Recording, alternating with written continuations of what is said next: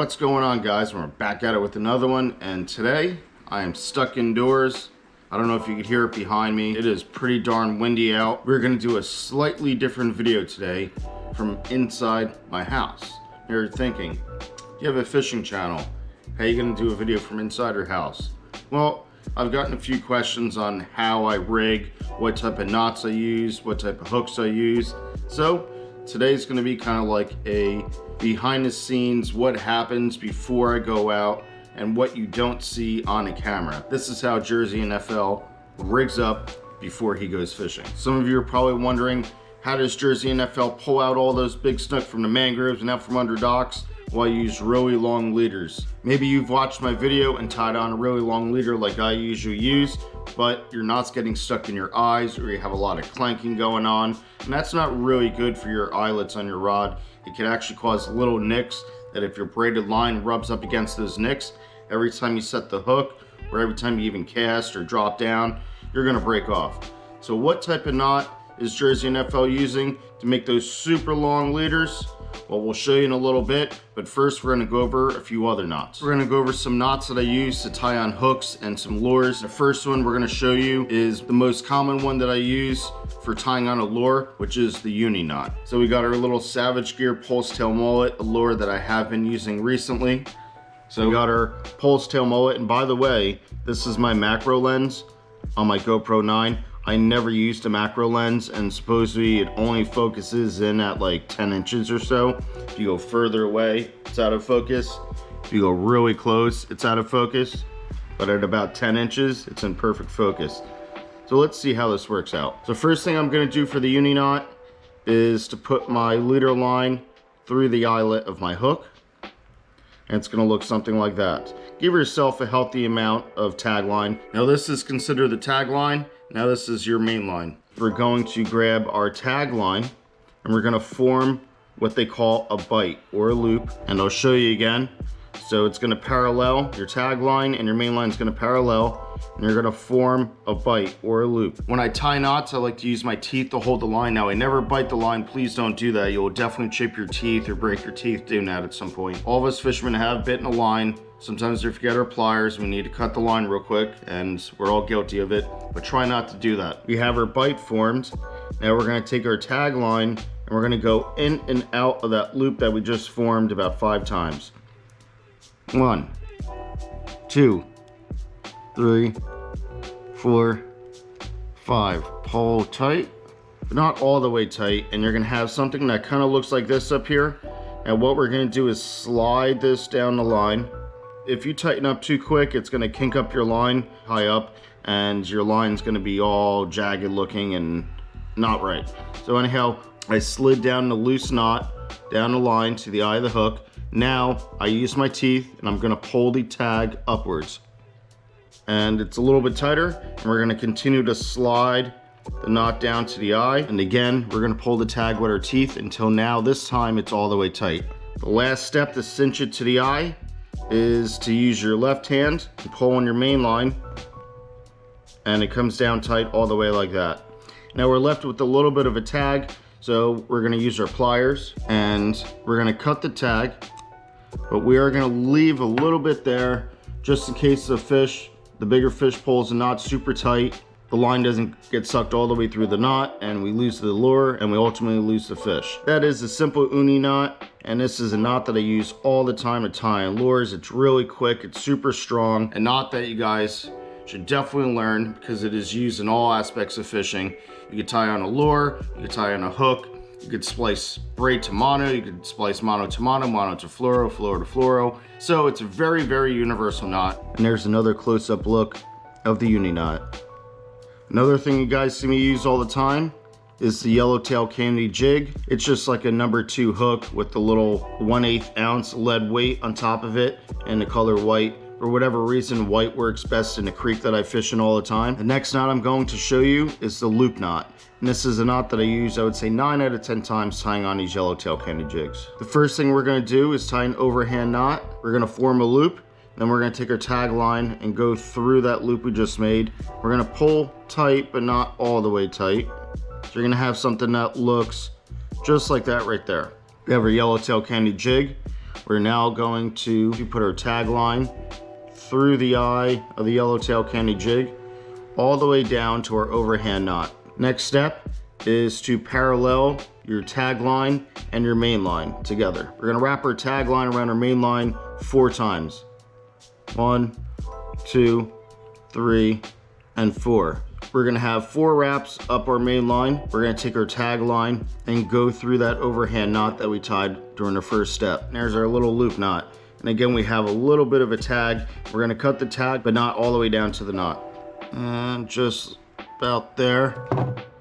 And we're left with a little bit of that tag, again, just in case that fish cinches down the knot even tighter. Your tag line doesn't get sucked all the way through the knot and you lose the fish. That is the loop knot, a very universal knot. You could tie on lures, you could tie on hooks, yellowtail candy jigs. Now I'm gonna show you how I tie my leader. The first one I'm gonna do is a Uni to Uni Splice. This is a knot that's really good, say if you break off, or you just caught a big snook and your leader's chafed up all the way up because your leader rubbed up against all those mangrove trees or dock pilings, and there's fish everywhere and you just want to get back in to catch more fish. This is probably the quickest splice that you could use. And like I said, the Uni to Uni works for braid to fluorocarbon, fluorocarbon to fluorocarbon, mono to fluoro, whatever. So we're gonna show you how to tie the Uni to Uni splice. We got our braided line here. We have our 40-pound Usuri fluorocarbon right there.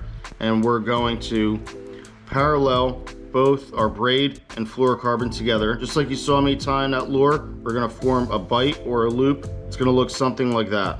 Now we're going to wrap our braid about 5 or 6 times into that loop you just formed.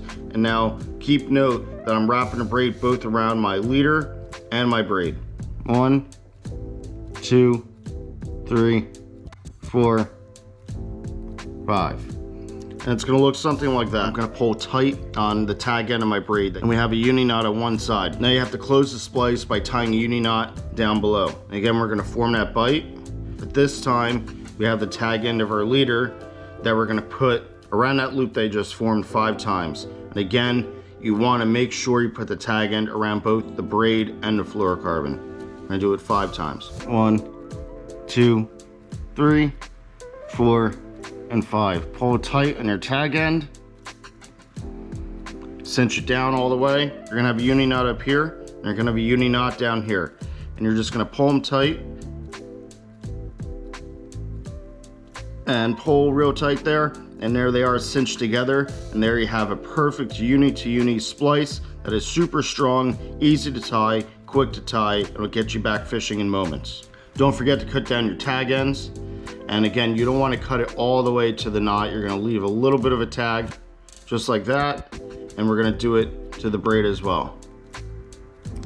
And you're going to be left with something like that. And this is the reason why this is not a good splice if you have really long leaders, because that tag end of that fluoro is going to get jammed up in the eyelets of your fishing rod or clank up against the eyes and eventually nick the eye of the rod, which is going to break your braid when you have a big fish on. So this knot is good for shorter leaders or if you have bigger eyelets on your fishing rod. So what's that knot that Jersey NFL uses all the time when he's skipping lures or skipping baits under trees? Well, it's the FG knot.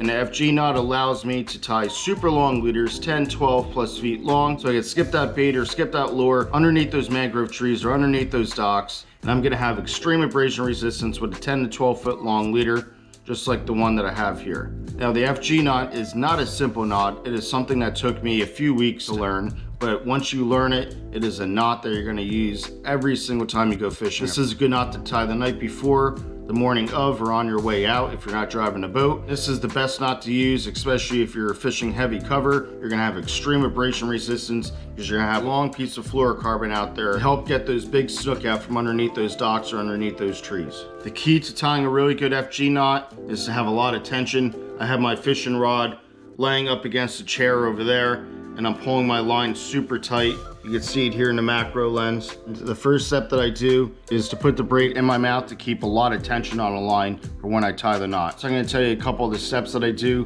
before I put the braid in my mouth and you can't hear me. I'm going to form a T with my fluorocarbon over my braid just like this. And I'm going to wrap around my braid one time this way, one time that way. And we're gonna do 21 wraps around the braid, forward, backwards, forwards, backwards, forwards, backwards, and it's gonna look something just like this. 1, 2, 3, 4, 5.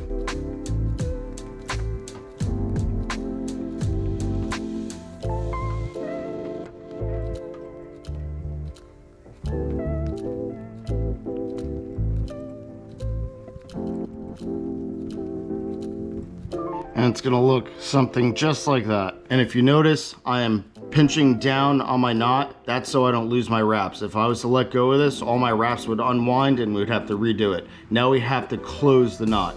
What I'm gonna do for that is wrap my braid around both my braid and my fluorocarbon tag with an overhand knot. Now that knot is closed, I'm gonna do one more to the other side. Did 21 wraps of my fluorocarbon around my braid. Then I used 2 overhand knots with my braid around my fluoro and the main line of my braid. And first thing I'm gonna do is release some of the tension. Now that we have the knot closed, this won't unravel on us. Next thing to do now is to add a little lubrication. I'm going to wrap my hand around the fluorocarbon, and I'm gonna wrap my hand around the braid. Just make sure you don't have wet hands when you do this, guys, otherwise you'll slice your hand wide open and it hurts really bad. I'm gonna pull tight, and if you skip that step, your knot will definitely pull through. Now we're going to clip our fluorocarbon as close to the braid as we can without actually nicking the braid. And you have a tiny little tag end. I don't know if you can see that in the macro lens or not, but a tiny little tag end. And that little tag end is enough to clink in your eyes. Now it's not going to cause too much damage to your eyes if you have a little bit of clanking going on, but we're going to just use our tag end of braid and wrap around that tag end of fluorocarbon just to kind of create more of a smooth surface so we don't have that clanking going on. We're going to tie overhand knots. We're going to do one this way, one that way, one this way, one that way, and I'll show you what I mean. And now the secret to this is to try to get that loop to go over your fluorocarbon, just like that one. And we're gonna do it to the other side. 2, and get it over that tag. 3, this will be our last one that we do. Now I still have a little bit of a fluorocarbon tag sticking out, but it's not that bad. I'll probably go in there with my pliers and just try to clip that last little bit. But our last step is to lubricate again, and we're gonna pull tight. When I pulled tight there, that fluorocarbon tag did get sucked into the braid a little bit, so I'm not gonna worry about clipping with the pliers. And now we're going to clip our tag end of braid. And you are left with a perfect FG knot that is super strong, that'll allow you to have a really long leader to help against the abrasion when a snook runs under a dock or under trees. You have a better chance of pulling her back out without your braid rubbing up against the structure and snapping you off. You are now ready to skip some lures or some bait underneath structure to catch yourself some big snook or redfish. I get asked all the time at the store, how do I catch snook? I'm from the Midwest, I'm a largie fisherman. I never fish saltwater, I don't know what I'm doing. Don't worry, just imagine that you're at the lake. Where would a largie be sitting? It'll be sitting under docks, around lily pads, under fallen trees, around bushes, around any unique features of the lake. Snook, redfish, snapper, sheep's head, just about every fish here is the same exact way. You'll find them around fallen trees, creek exits out of the mangroves, coves in the mangroves, points of the mangroves, around docks, around seawalls, around rocks. And if you get the hint of what I'm saying, it's around any structure. All these fish are structure oriented, and that goes for fish anywhere in the world. I've fished the Amazon jungle before, and the peacock bass, the catfish, everything there is around structure. So it doesn't matter if you're at some lake in the Midwest, if you're here in Florida, or if you're down in the Amazon jungle fishing, you're looking for structure. And another key to look for is structure near deep water. Why deep water? Because that is a retreat for the fish to escape. So if you find a dock line near a channel, chances are it's gonna be holding some snook, redfish, jack, snapper, sheep's head, more so than a dock line that's just around shallow water. I'd like to thank you guys for watching this video, and my friends, always stay fishing, and we'll see you on the next one.